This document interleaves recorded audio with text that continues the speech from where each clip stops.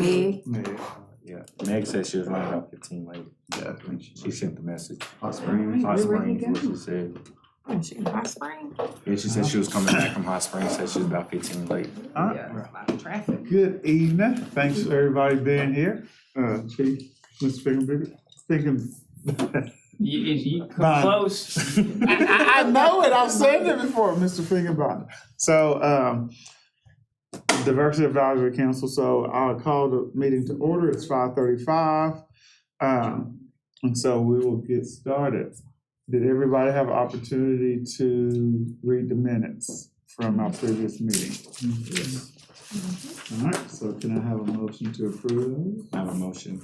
Second. Everybody in favor? Aye. Any opposed? All right, so minutes have been approved, and then at this time, I turn it over to Ms. Shawanda. All right. Good evening, everybody. Good evening. Ooh, don't sound so Good exciting. evening. Yeah, Good thank evening. There you go, Shawana. There you go. There we go.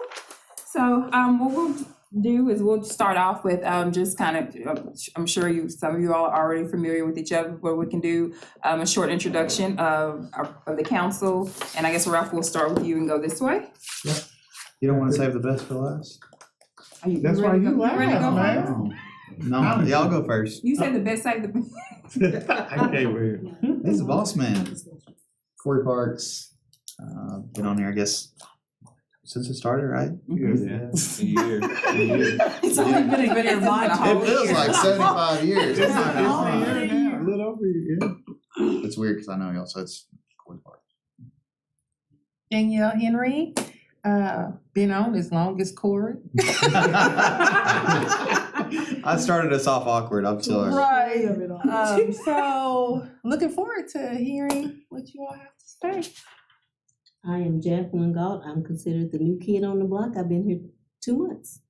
That's a good one, though. Wayne Dickerson, I've been here since it started with everybody. We're a year in now, so. Yeah, Raphael Marlowe.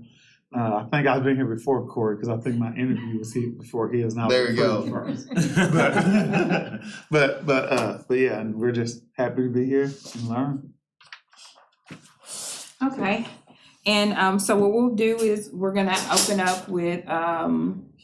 Finkenbinder, our city attorney. He'll do his introduction and he'll give us kind of a synopsis of his office, what he does, diversity in his office, and then we'll follow up with the chief following Mr. Finkenbinder. So we'll go ahead, ma'am, if you. I'm sorry. We're gonna do an introduction of her as well, right quick. Thank you.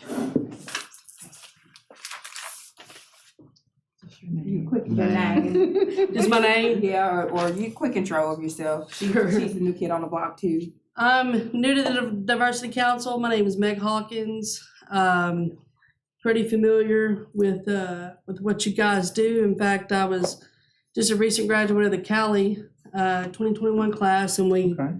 toured the police department. And when I tell you, it was amazing. The training room that you guys have is outstanding as well. So I'm new and I'm ready to learn. All right, now I'm gonna turn it over to you guys.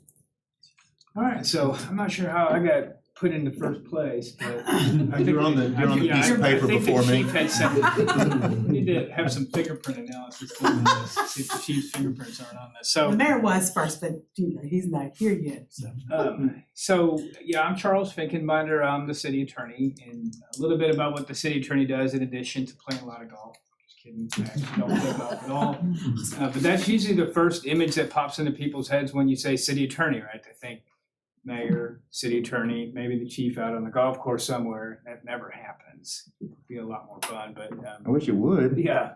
What the city attorney does is the short answer is the city attorney is charged with enforcing ordinances of the city of Conway, as well as the traffic code and misdemeanor criminal violations.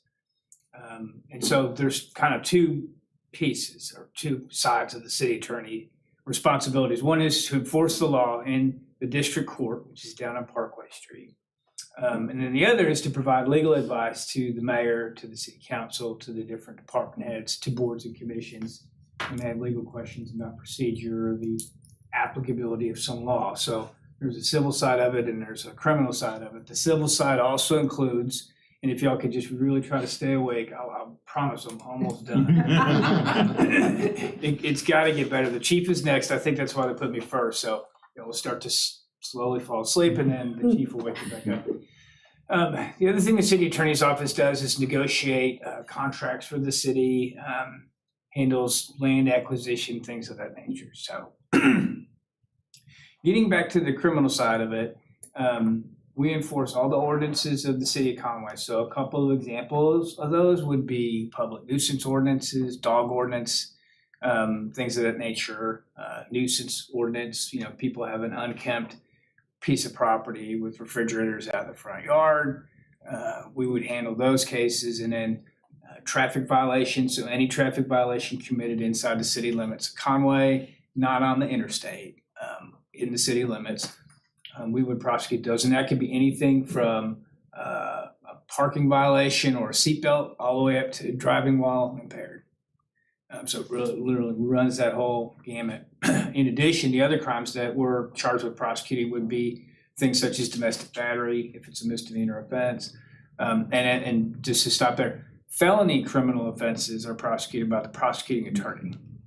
So there's a division, and the prosecuting attorney and the city attorney are separate entities. So the prosecuting attorney, I think, would be fairly characterized as a state position, really. Would be over, in this case, 3 different counties: Searcy County, Van Buren County, and Faulkner County. A city attorney is an elected official that's charged with enforcing the law inside the city limits.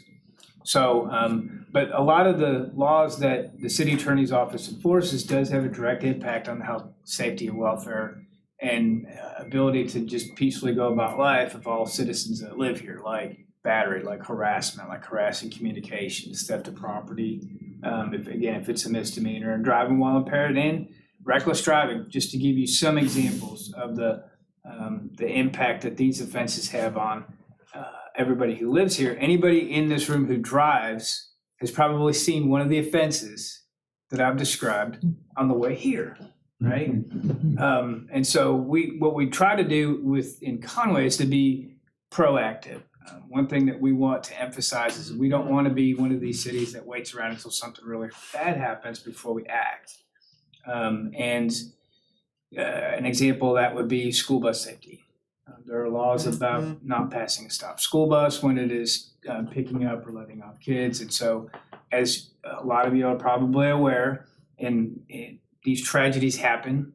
They always happen in other parts of the state or the country. And we didn't want that. And then something bad happens, and then they start really ramping up enforcement. And we didn't want to be that city. We wanted to avoid that tragedy and work to solve it. Before every day we put in the work. And so, having said all that, on the criminal enforcement, the city attorney's office obviously works with Conway Police Department. They're the primary law enforcement agency in the city, and they, for the most part, handle all the criminal, whether it's misdemeanor or felony. It's Conway PD. So our office works a lot daily with Conway police officers, both in reviewing cases, making charging decisions, and then prosecuting offenses. And that partnership works very well. And I think one of the reasons why Conway has such a relatively low crime rate is because of the work that the patrol officers put in day after day after day, and their interactions and their experiences and their desire to be better. My office tries to embrace that philosophy. And so one thing that we do, for example, is we constantly remember that where the city limits start and where they stop. And so we don't look at neighborhoods. We don't look at, there ain't no right side of the tracks, wrong side of tracks. There's one set of tracks in one city. That's your wrap up. Yeah. I can keep going. But this side was like.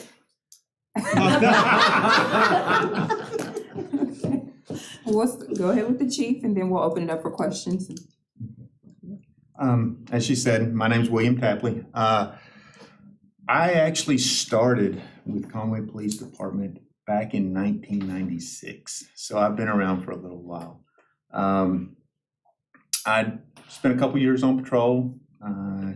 I went to the narcotics division where I spent almost 13 years of my career. Promoted, I made sergeant, I made lieutenant, I made major. In 2018, I retired. I actually went over to UCA. I took a position over there as their deputy chief of police. And about 18 months later, the chief that I had when I left, Jody Spradlin, decided he was going to up and leave. And for some unknown reason, the mayor called me up and asked me if I would be interested in this. And he may still be regretting that decision. I'm not sure. But I say that I grew up in Faulkner County. I went to Guy Perkins High School. I have been in Faulkner County my whole life. Like I said, I've spent my whole adult life in or around Conway working or living. So Conway PD, the reason I came back, it means a lot to me. It's where I started. It's where I'm going to finish. When I'm done here, I completely plan on being done. Charles talked a little bit about what his office does. I think you guys probably know a little bit about what law enforcement does. So there's no real surprises there. So when I was talking to Shawana and Felicia about, okay, what would you like for me to present? And we talked about some of the programs that we've been doing at the PD since I came back. And the first one I want to talk about is, I really didn't think about it right off the bat because we did this just shortly after I got here, which is, we're coming up on almost 2 years now, is a duty to intervene policy and a care and custody class. Now, I will tell you that Conway PD's always had a duty to intervene. This isn't anything new for us. Just prior to putting it into a policy of its own, it was housed within another policy, which was our rules of conduct. So we always had this, but it was shorter, and we thought that it would be important to make it a policy of its own and to have exact guidelines of what things are supposed to be done. It actually puts into place not only the duty to intervene, but it also puts in the reporting system, how that works, and it puts in supervisor responsibilities. So what happens when an officer intervenes into something? Where does it go from there? Which requires, at this point, it requires the supervisor to immediately look into it, determine whether or not there needs to be an investigation into it, and then hand it up the chain to where it needs to go. The care and custody portion of it is we just wanted our officers to be able to recognize when somebody might be in distress, and to be able to articulate that, get the proper help if need be, place people in proper positions, things of that nature. And so the good thing about this is we developed this duty to intervene class, and all of our officers have been through it now.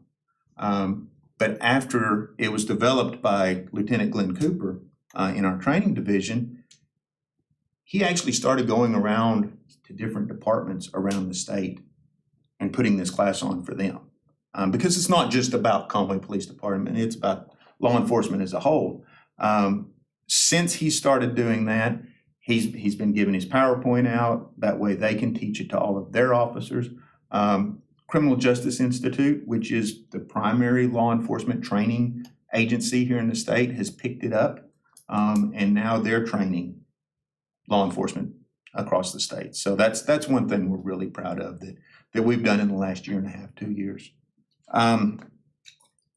Another thing that we're real proud of is, if you've heard the term crisis intervention team, it's having to deal with mental health in our community.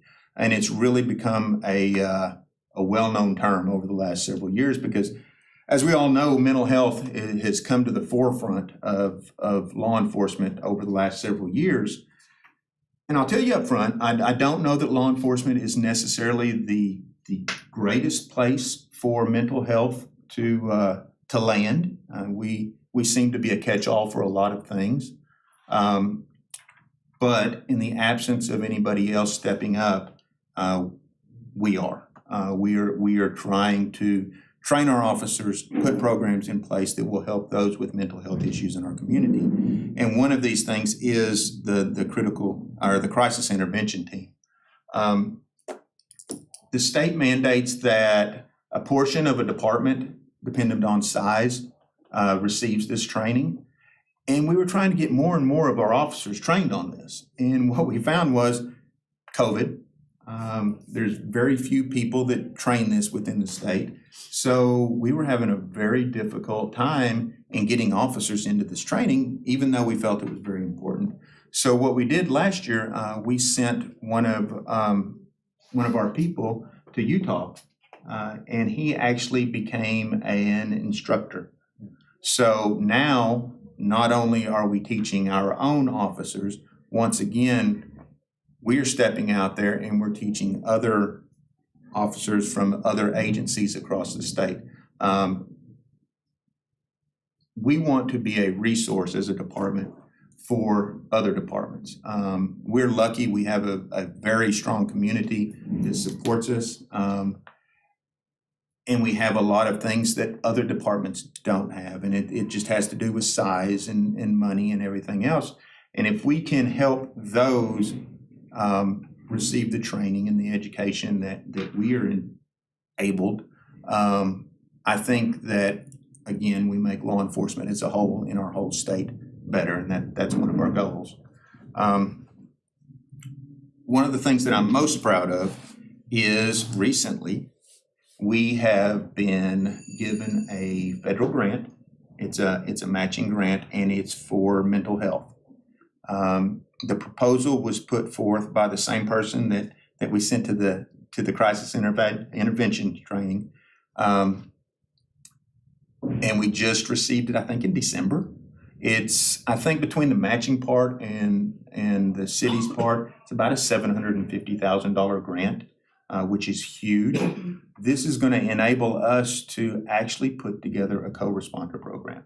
I'm not aware of any other department in the state that has this program. We will actually have officers that are trained in crisis intervention that will be paired with social workers to respond to incidents that deal with our mental health, to where we don't always just have a law enforcement officer showing up. And because sometimes that uniform, even though it's something we're used to wearing all the time, sometimes that can be scary for somebody in crisis.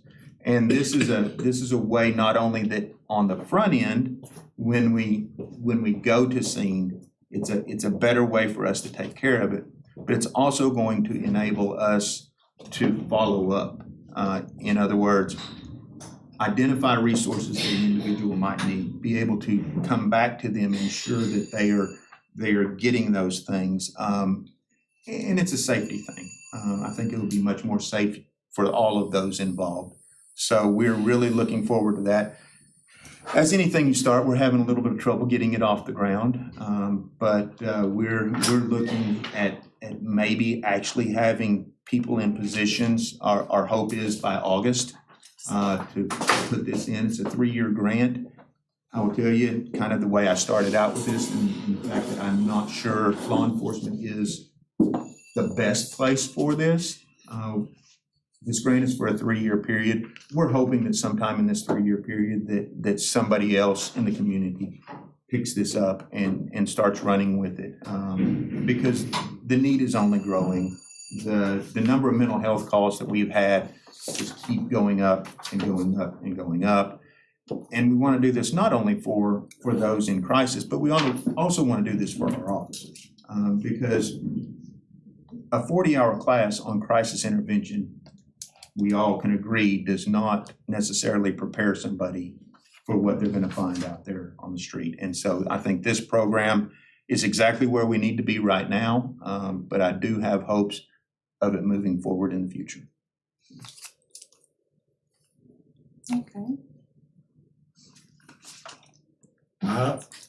So we're gonna go ahead before we do question and answers. We're gonna have our mayor. First of all, I apologize for being late. My wife, all 4 of our grandkids were sick today, which means that my wife's gonna bake cookies and we're gonna take cookies to the grandkids. So, but I made it back in time. Anyway, this all started, the diversity program here in Conway, which Shawana started. Actually, Andy Hawkins, Meg's dad, and I went to a meeting with African American leaders here in Conway. I can't remember if you read the first one or not, Raphael. But we talked about a lot of things that was concerning here in Conway, and then we didn't meet for another year. And the questions were the same, and my answers were the same. And I saw Andy and I went outside, and I said, Andy, we're not getting anywhere here. And I said, I think we need to hire a diversity director in the city of Conway. And he said, I would agree with that. So Andy helped get that passed with city council. But I went back in with the group. We had a short break and told them, hey, guys, ladies and gentlemen, we've met here for 2 years now, and I've given you the same answers as the city, as the mayor of the city. I said, I've made no progress. We have made 0 progress as a city. And so at that point, we formed the position. Andy helped us get it passed, and the city council voted it unanimously. And after a search, we hired Shawana, and I'd known Shawana for quite some time. She shows out at church on Sundays, in a good way. I wish I could show out like that. I was raised at White Baptist Church, and we sit like this. So we hired Shawana, and she has since taken the ball and ran with it and done a tremendous job. It is important for a city that we listen to all of the people of Conway. My faith says that we are all equal in God's eyes, and that this is not really a popular thing to say these days, but I don't see color, I don't see gender identity, I don't see anything. Hopefully I see what the Lord wants us to see, and that's we're either a child of God or we're not. And I try to walk that way. I fail miserably on a daily basis, but that's my faith. And so, but it is important that Conway is a representation of all people, of everyone, and that everyone is treated equally, that everyone is treated respectfully, and that everyone feels welcome in the city, regardless. So that's kind of how we got to this point. Felicia gets upset with me because I think her exact quote was that I try to move at the speed of sound and too many things, or was it speed of light? I can't remember. But we went 2 years and didn't make any progress, and that just wasn't right. And so really that's how we got there. And I have since just kind of thrown it all on Shawana. And between her and Felicia, they have really done a great job. Shawana has the police chief's ear, and she has my ear. And I promise you, if she disagrees with either one of us, she has the right, and I expect her to tell us that you're wrong, and she will. But she has also been a tremendous asset to us in that, specifically with the police department, there was a couple of instances where she reached out to the families and was able to explain how the police department functions in that area. So I think it's a good step forward. I can tell you we got a long way to go in this country, and we got a long way to go everywhere. But I think Conway, Arkansas is a great place to start. Okay, so we will open it up for questions. Okay. I was gonna say, I know y'all not qualified. I'll do it. So Someone else just go first. to go back to what you said, Chief, with saying that you hope that eventually someone takes the torch with that and runs with it, do you mean like a different entity, or maybe that y'all may hire social workers to maybe possibly be on staff to go out? Or So my hope is that instead of the police department kind of heading it up, I'm hoping that we'll have another entity that will follow up, do the social work part of it, follow up. We can still have a co-responder unit, but it's not necessarily the police department that is pushing it. Because to be quite honest, we don't know what we don't know. This mental health is not our specialty. So we're looking for others that do have that as a specialty that can supplement what we do. how do you feel about the police station, the city of Conway, actually hiring social workers and So- just having your own team? Well, that's, the way this one is starting out is they're not really going to be our workers, but they will report to us. We're working with Arisa Health Counseling Associates on this, so that it's going to be very similar to that. I don't know, other than a singular person that we have at the police department that has a mental health background, I don't know that we have the training and the knowledge to ensure that social workers are getting the things that they need and doing the things that they need to do. And I feel like that would best be under somebody in that area. All right. Like from a management standpoint? Yes. Yeah.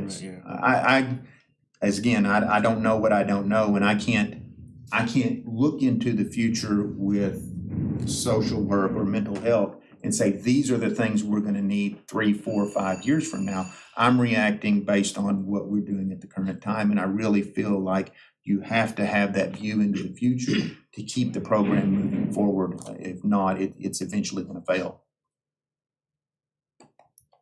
What does a co-response look like versus somebody responding from the grant mental health side? Because I'm trying to visualize what does that look like? Compared to somebody responding from You what? said a co-response team, and Yes. then there's the grant. So what's a So co-response the team? grant is what is making the co-response Okay, got it. team. So normally what you would get when you call somebody, or when you call the police department and it's a crisis mental health issue, the time you've got uniformed police Right. officers showing up. What we are planning on doing is we are gonna divert those calls to the specialty trained officers with the social worker with them, to have a varied response from what you would normally get. We're still kind of figuring out what exactly that looks like. Our thoughts on the front end are that the vehicles will be different. They will be marked different. They will look completely different. It won't be your normal blue lights that show up. They're going to be dressed differently. They won't be necessarily in a uniform like this, something a little softer, that will help facilitate that communication is the direction we're heading. Like I said, we just got the grant in December. We are really kind of piecing this together as we go, because we don't have anything around here like this.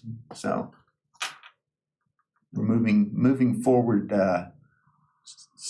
hesitantly. So.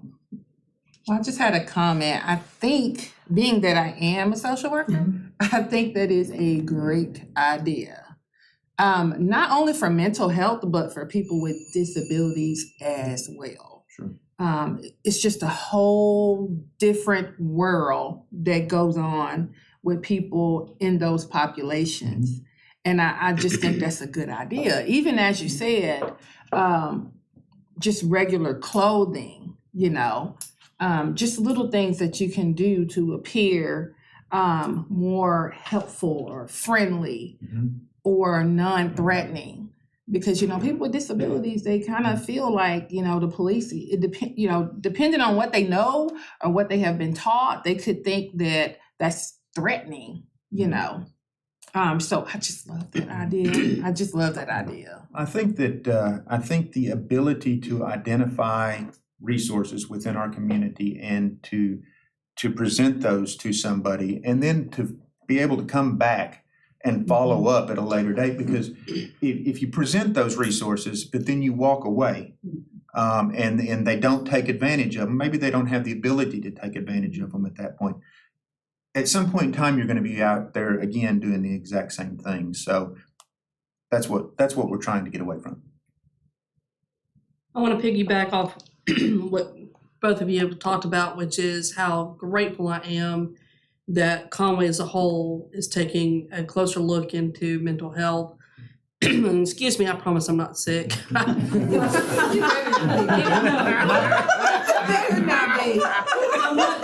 It just, my throat was dry. And I didn't go in the grandkid's house either. I promise. You're getting it from both sides. Yeah. But my question is to you, Charles, and this may be obvious to others, but I just don't know. Let's say someone ends up committing a small misdemeanor or a small crime, and you find out that they have some mental health challenges. As the city attorney, and if they end up in your courtroom or in the courtroom of the judge, do y'all have a process for those people so that that person is not just heading off to jail for something that they probably didn't know or couldn't control? Is there a process that the city has for that? There's more of a formal process for felony charges in the circuit court. Okay. There's what's called the Act 911 program. It's a conditional release program for anyone who's found not guilty by reason of mental disease or defect of committing a felony offense. Instead of being placed in prison like normal, they're released to the custody of the state hospital. Okay. They're assigned a caseworker after they're released. That's the conditional release part. So when they're determined to no longer be a threat to themselves or others, they can be released from state hospital custody to live in a community. And Conway has several conditional release programs. They're supervised by a social worker. They have activities. They have things that they have to, and the conditions include no violations, follow medication, follow doctor's orders, that kind of thing. So it's a really great program. That's the circuit court. Our district judges don't really have those tools because we're dealing with misdemeanor offenses. And so it's an area that could use some help.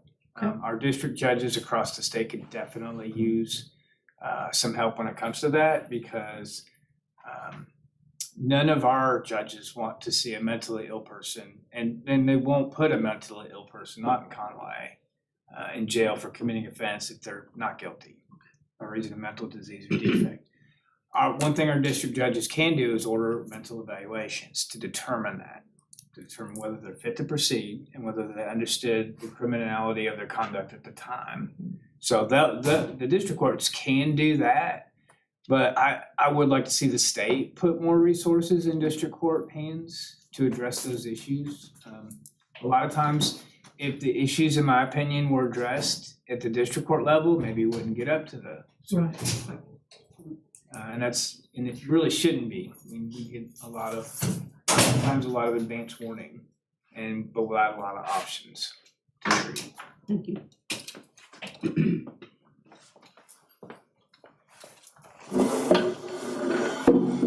Well, I will say that, and we kind of talked about this a little earlier about the school bus. You talked about that a little, and I don't have a child on a school bus, but I will say that I do appreciate your effort to kind of put your money where your mouth is, and you're actually out there, rain, sleet, or snow. I've seen you do all of them. I really appreciate that. Have actually been worried for you in traffic. I've actually seen you walking in traffic to get a child and help them cross the street. And I'll say I'm worried because we've known each other for probably over 10 years. So I know the type of person that you are, but you never seem to amaze me in actually putting in the work for that. And, you know, the location where you are now, which is actually down the street from my home, where a young child was actually killed. And you're actually at that area, making sure that doesn't happen again. So Alexis. appreciate that. Alexis. Somebody redid her memorial. Did you know that? Oh, no, I didn't. It had gotten really worn, Mhm. weather worn, and someone recently redid it. It really, Yeah, It was fire chief when that happened. yeah. 2011, April, died on a Sunday. You don't need to worry about him and the rain, the sleet and all that. He used to be an Army Ranger. He's a mean little guy. He is. The mayor is worried too, not that he doesn't think he could get another city attorney, but he's worried he won't be able to get one this size. Yeah, I'll just tell everyone, we worked at DHS together, and another example of Charles is when we had taken a child into foster care, and the dad had jumped over the counter at DHS and had knocked over a worker. And I could remember you coming from, and you were our attorney at the time, and I could remember you coming down the hall, like taking off your tie, like coming to our rescue. And so, yeah, I kind of know he's a mean little guy. He's good at what he does. Look, I'm looking at Charles and the police chief and Corey, and these two ladies here. This is a good, they make me look good. I just stay out of their way. This group of people right here, they're a tremendous asset to the city of Conway. In the chamber, Corey and his group, they're great folks to work with too. So, You good? So, You're good. I was yeah. just sorry, y'all had a question? yeah. So, Chief Tapley, so as far as programs go, what type of programming is there in training for like diversity, equity, inclusion that officers are being trained to deal with? Sure. So that is included in the basic police academy. Not only that, we have yearly training on that as well. So we are constantly getting those things. It's been a couple years. UCA at one point came over and held classes for us. So it's something that we are always moving forward with. We put on, I think we put on 3 different academies of our own last year. Normally, police departments go to the state academy, and they receive good training there. That I'm not knocking that whatsoever. But we have found out that here in our community, we like to train our own officers. And we feel like because we can train them on how we do things here within our community, at the end of it, it's just better for everyone. So that enables us to put more into things like that than just relying on state training. Gotcha. Well, and you also do a Citizens Academy. Well, yes and no. So we do, and I really like the Citizens Academy. But with COVID, we started one. We got into it, I think, 5 or 6 weeks. We had to stop it. We started it again. I think we got into like week 7 or 8, and we had to stop it. And so I'm very hesitant to say we're going to be able to start again. But that is our hope. I was in that cohort and it was. Yeah, I got to do it the first class. Did you? And so would you explain what the Citizens Academy? So it's a miniature police academy. So we hope that it's somewhere between 8 and 10 weeks long, just depending on which session you get in. And each session will show you a different aspect. Some of it might be criminal investigations. Some of it might be search and seizure, Fourth Amendment, crime scenes, things like that. So you get just a little bit of taste of everything. Traffic stops. At one point, you get to go down to the range and shoot some weapons. You get to drive a vehicle. So we try to take a very condensed version of what we learn in the academy and put it out so everyone kind of knows what it's like on a day-to-day basis for us. We have had overwhelming response from it. Everybody seems to enjoy it, and I really hope we can get back to it soon. What's the most common response that you get from people when they after they go through the academy, like the most positive thing they got out of it? You know, I think it's. Are they surprised about how much goes into law enforcement, or? Well, I think it's a lot about just being familiar. And I don't think it's just with the law enforcement, but when you're not familiar with something, it's really easy to question things or draw assumptions that may or may not be correct. And when you're brought in and you can see, hey, they do this because of this, or they don't do this because of this, I think it just kind of sheds a light on everything, and it's kind of that, now I get it. And that's really what we see the most of is, I understand. May not always agree, but I understand where you're coming from at this point.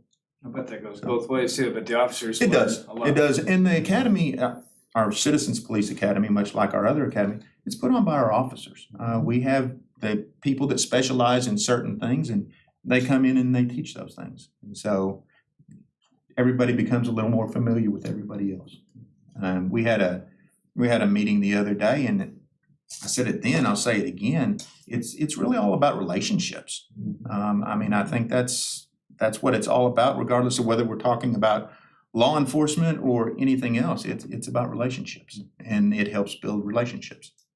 I'll say the traffic stop portion was very eye-opening for me. My partner did not listen and put me in a position where I was supposed to save him. The holster was not, I didn't draw it as quick as I needed to, so he died. And that was on him. Yeah. We were corrected on why you do certain things and why you walk backwards and turn at a certain point, and he didn't listen. Well, and on that note, and I think something you said really resonated with me. You said it's relationships, and I will say this, that myself, I've had my own biases about law enforcement, and to be quite honest, I was, after seeing the training that you guys go through, seeing how heavy the equipment is that y'all have to carry, the shields, I mean, everything, it's incredibly heavy. And I was impressed with the entire City of Conway Police Department. Oh yeah, definitely, because quite honestly, I think it would be beneficial, and y'all may already do this, and I don't know how the attendance would be or if people would even be open to doing it, but having a dialogue between especially people of color and you guys, and for both sides to listen. So for them to actually listen to you guys and hear, hey, this is what we go through. This is why we make this decision, like Corey was just saying, this is why we step this way, this is why we do this. And also beneficial to you guys to hear the fear sometimes that people have. And it's a domino effect. And it's valid in my opinion. In some cases, not all cases, but in some cases. And, you know, the parents, the teachings that the parents have to say, hey, put your hands here, do not move, do not pull your cell phone out, do not, you know, and there comes a sense of, I need to fear the police instead of I need to be appreciative and lean on them. And I think down the line, if y'all don't do it, it would be beneficial to have some sort of citizen respectful dialogue, whether it's a podcast or whether it's a sit down at a meeting somewhere or something like that. Well, and I will tell you, in the last year and a half, 2 years, we've had several sit downs, and a lot of them have been facilitated by these two right here, some by UCA. Even when I was there, we did. So we do have those. Good. And it's not an excuse, it's really not, but COVID has really thrown a wrench in everything, and I don't know that we have done as much as could be, but that is one of the reasons. And we do use like you said, the Citizens Police Academy for that, because you come to the Citizens Police Academy, and then next time you're in a conversation with somebody you know, you can say, hey, this is what I learned, or something. It's a good tool. And also, I always get pissed every time I've been pulled over. I'm pissed off if it's at night and the light's so bright. I'm like, oh, turn it off. But then being on the other side of interacting with that, I'm like, oh, okay, because it's a safety concern. It puts you in a position to where you can't, if you're trying to cause harm, it's more difficult for you to do so because you don't know which side the officer is going to come through from, and some of that. Yeah. And without that light, then you're silhouetted, and there's a reason for all of it. There's a method to the madness. It still doesn't change me being pissed when it happens, but I understand why not. Okay, we'll go with that. Yeah, and I agree with what they say. I enjoyed it when I got to go through it, and it was very beneficial. My other side of that though was, what do you call the room where you do the trainings? The computer, the room. Firearm simulator? Is Yes. that what you're talking about? Yeah. Yes. And so, kind of going back to what she said with perspective and experience, each person's perspective, their experience, and their knowledge causes them to create a reality, you know? And so my question was, and she talked about bias, if I'm going to make split-second decisions and I gotta make a decision quickly, if I have bias, then that affects my decision. And so are there any type of bias assessments done on officers to kind of determine if there are biases? Am I even aware of biases that I may have? So that in a situation, I mean, I deal with kids. I deal with alternative ed kids, the worst kids in districts all across the state. And so I have to be aware of what things that may trigger me, different things and different perspectives that I'm like, if I go in this situation, I already know I may assume something, but I can't. And if I gotta make a split-second decision and I'm not aware that I'm biased towards an individual or whatever, I react a different way, even when I don't. So that's the question. And if there is one, what is done if a bias is then identified, if there's one that exists? Unconscious bias, right? Yes. Yes. Okay. So again, we have yearly training on bias-based policing. But something that a lot of people are probably not aware of is that every police officer, before they become a police officer, goes through a psychological assessment. And they go through not only testing, but they go through meeting with the psychologist. And I read all these reports that come back, and those are things that they look to uncover in those reports. So that is on the front end before they ever become a police officer. That is one of the things that is addressed. Okay, so if something is identified, does it prevent them from being an officer? Yes, if they do not pass their psychological assessment, they are banned from being a police officer. And so and I'm asking because these are the questions that we're going to be asked. Sure. And I deal with mental health. I say every day. banned. They can't at that point. They can't. Now Right. It's like anything else. You can go to another doctor and maybe it's a different thing. Right. So I guess at some point they potentially could. But when we send someone, if they are not passed, we cannot hire them. So on the, I guess we have to look at the psychology. So on that, is there specifically something related to cultures, ethnicities, and all of that in that psychological eval?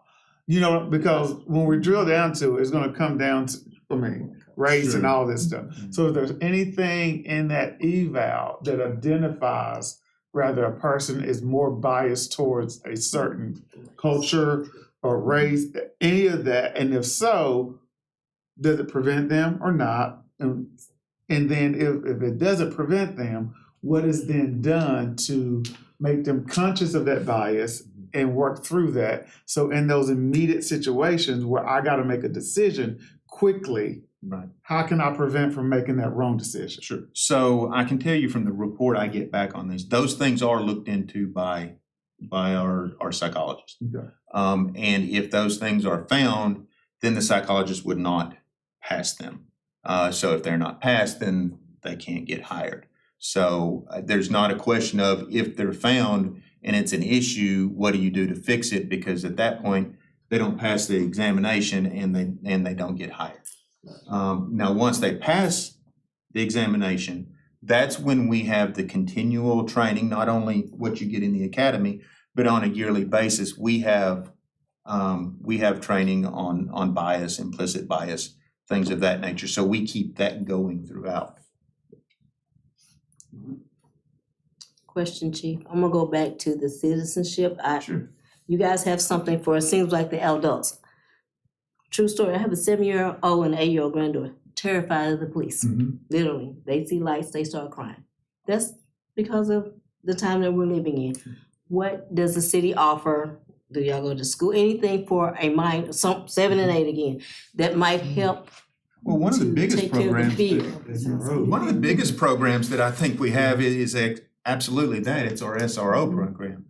We have officers in the schools and they build those relationships with those kids. She's gonna cry. She's gonna see, she could walk in here right now and she will see that and she's gonna bust out in fear. So does she go to school here in Conway? Mm-hmm. Morgan Van. And she has an SRO? I have not been to Morgan Van. I'm usually at work, Okay. but I can Well, hear her crying on we literally should- anxiety. Yeah. And she's crying in the car all the way It to does. school. Well, not only do we have SROs, but we also interact, we go to schools, we read, we try to make those connections. We have a yearly child safety fair safety fair, that is that's geared the toward the house. children. They come in, we interact with them. If you watch our Facebook page, we're always doing things in the community. Some of that is children, some of it is not, but we're constantly giving tours and talks and all of that. So we try that. I will tell you that we have also tried a youth Citizens Police Academy, and it did not work. We didn't get anybody signing up for it. I think transportation may have been a big problem when you're talking in the summer and you're talking kids that don't have a driver's license yet. So it falls to mom and dad or aunt and uncle or whoever to bring them. I think that was probably one of our issues in getting that off the ground, but we're constantly working on things. And not to just keep going over the same thing, but I would say that meeting her, letting her know that underneath the uniform, we're the exact same people. We have issues at home. We have kids, we have bills, we have bad days at work. And I think seeing law enforcement as people and not a badge, I think that's very, very important. And I think sometimes we miss that behind that uniform, behind that badge, behind those blue lights, it's just another person that is struggling just like everybody else is.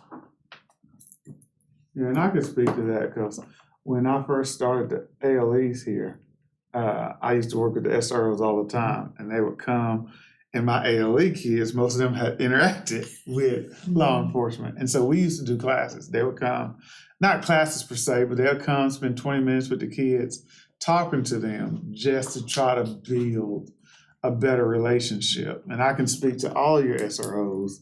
In the 8 years I've been in Conway schools, I've never had a negative encounter. They're great. With any They're of great them. people, guys.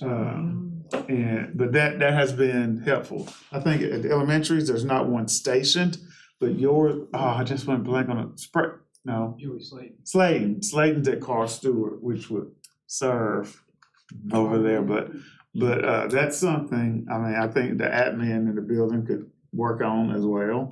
So I think part of that for our kids would be a partnership between both the SROs and the schools working together for those relationships, but that's not something probably that's gonna fit in the educational day. I'll be honest, in my program, I made it fit because we were dealing with kids that if we didn't fix relationships, that we're probably gonna have a negative encounter in the future.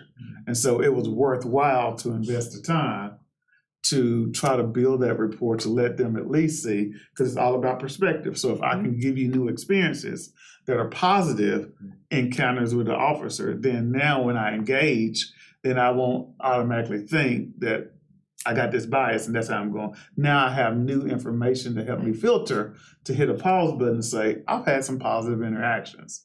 And so I think creating that is needed, but in a grand scheme, it's difficult. Like at the basketball games, when they go to athletics, I take my kids up. My kids know most of them by now, and they'll just run up and talk to Woods. Or like my daughter, she's not in school. She's like, "Oh, that Officer Woods."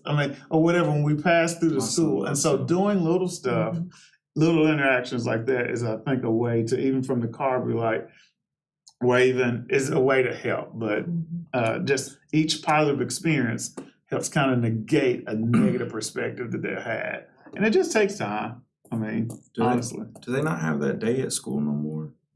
Was I remember when we were in school, there was like a fire department day, like a police day, where like you got to meet them, talk to them, get in the vehicles, like hang out like in elementary school. Even having the canine might help for the kids that like Yeah, dogs. they did that when We we were in actually have a school. canine in We there. had- Yeah. we had a- And Yeah. we've got a canine officer there.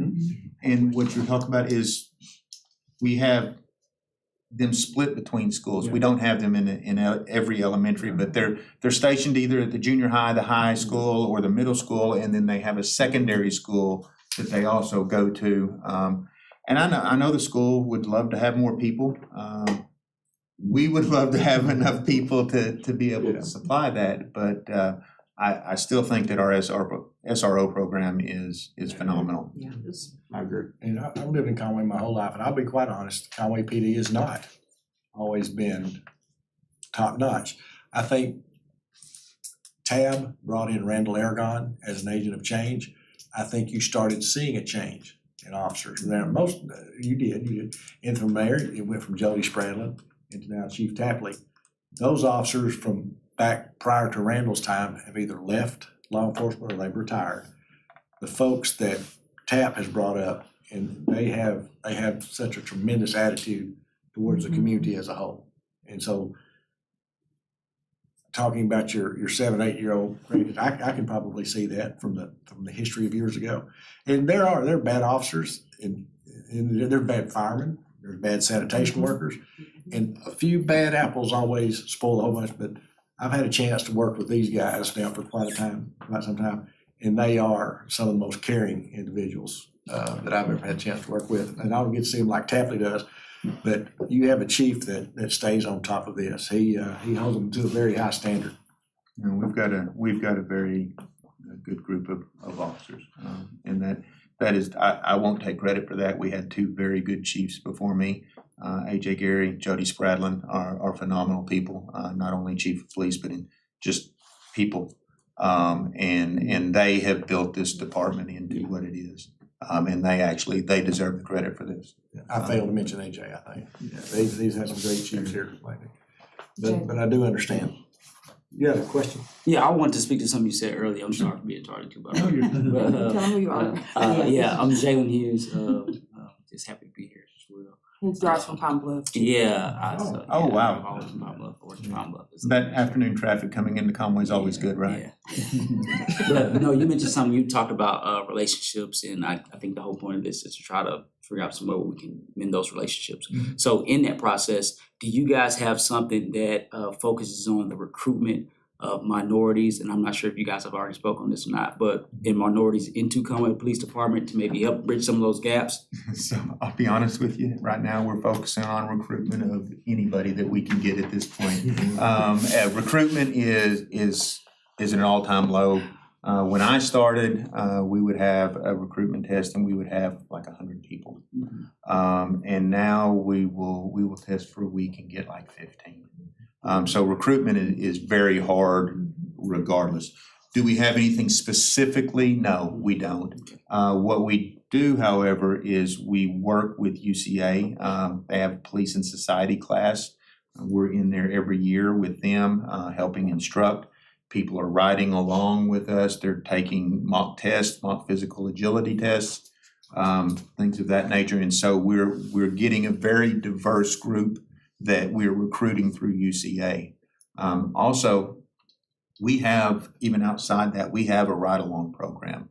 And we encourage people all the time to come ride with us, see what we do on a daily basis. And again, outside of the Citizens Police Academy, that is really a big thing.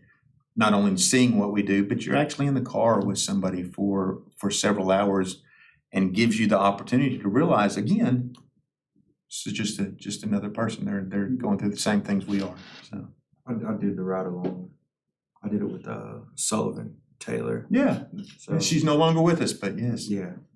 I mean, the turnover rate's been pretty high. It is across the country. Yeah.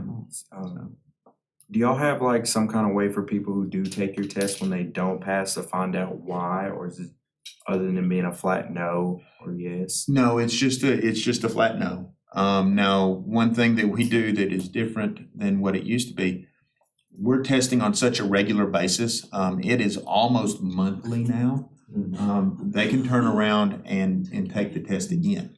Now, if they have questions, we're happy to sit down and talk to them.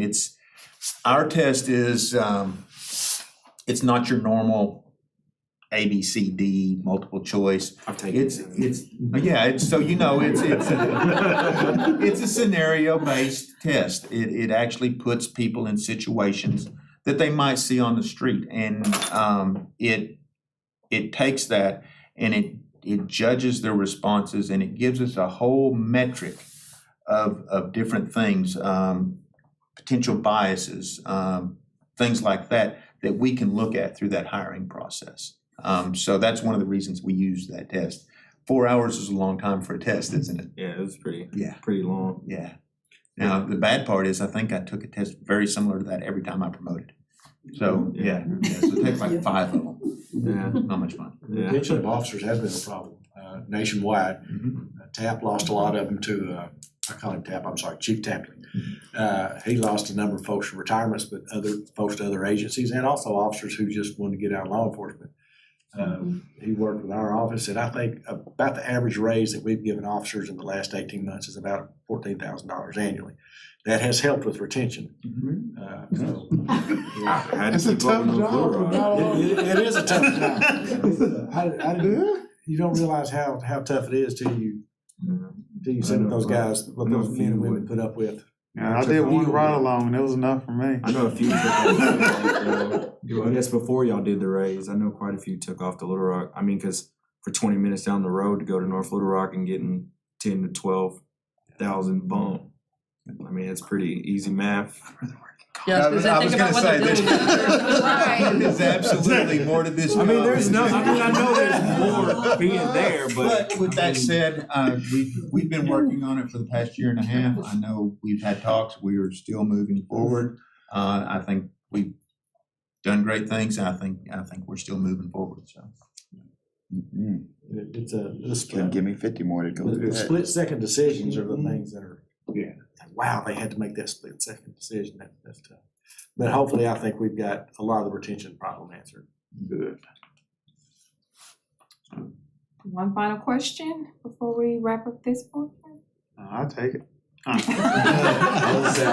One of us will, if you don't, I will. So, and I've been on the other panel, Cry, I think it was called, and you might have already answered this, our Chief Spradlin, but, and I come from an education background. So is there an evaluation of numbers to determine whether something has been successful or not?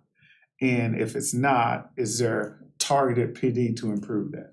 So let's say we had an increased number of stops to a certain group of people, right? Or not, right? And so is there any way is that being tracked? And if it is being tracked and we're seeing it is happening, is there any targeted PD to help improve? Now, and that's just an example, but Sure. you get what I'm like, because when we're looking at saying things are improving, based on what? Like, and then we're looking at PD and learning, were we just throwing out PD to throw out the PD that we generally feel is needed? Or is there something statistically that's driving us to be like, oh, this is what our organization needs to work on? So every year in December, we put out an annual report, and it highlights the things that the police department has done throughout the year, as well as percentages that I think you're talking about. And so that is a constant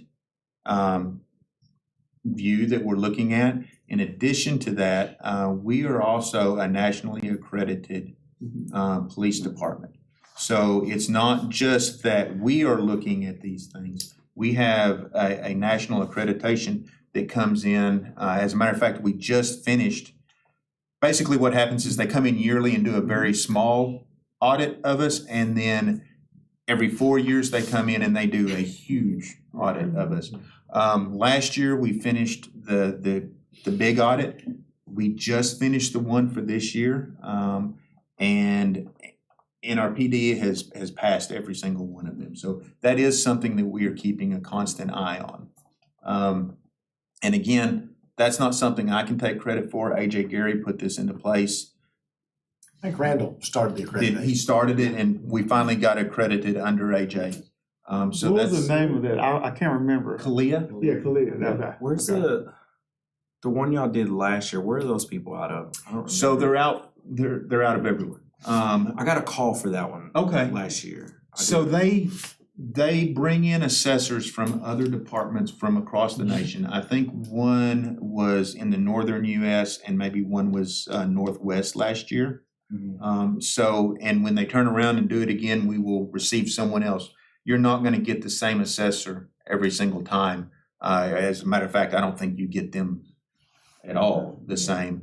And that way, there is a true accountability. You're not just dealing with the same person over Yeah, I and got a over. call, like, and we went over like an incident and like all that stuff. Like, when And I that's got part of the phone process. call. When they come in, they set up public forums. They set up phone calls to people. They go out and meet with business owners, all of those things to make sure that we're doing not only correct, but that we're doing the things that we say we're doing. And so that's part of that accountability you were talking about. That's good, because I think when people are asked, they just may think it's internal Yeah. audits. Now, and I remember Kalia from my class, and so that's good, and we recorded, like, people, if somebody's watching, like, it's outside agencies. Right, and that we are ensure actually compliance. It's not doubly just- accredited. Yes. We are accredited nationally, and then we are also accredited through the state. So we hold both of those. Ms. Shawan? That's good to know. I mean, you sharing your experience about how they called you, that's good to know, and that's good information, as well. But, thank you all for your time attending with us tonight. Thank you, Mayor Castleberry, for this opportunity, because through the diversity position and, Felicia and I, along with the mayor and the chief and everybody collaborating, is where the Diversity Council was birthed. And, to have these kind of conversations and just kind of talk and share with one another is great, overall. And we plan to do more in different aspects, moving along. So thank you all. I'm sorry, you go ahead and finish. I was gonna say something. I was just gonna thank you all for joining. Go ahead. Again, I want to echo what Shawana says. Thank you for agreeing to serve on this. What Shawana and I and everyone here, we don't want this just to be an office in City Hall. If we can't make positive change, then we're not moving forward.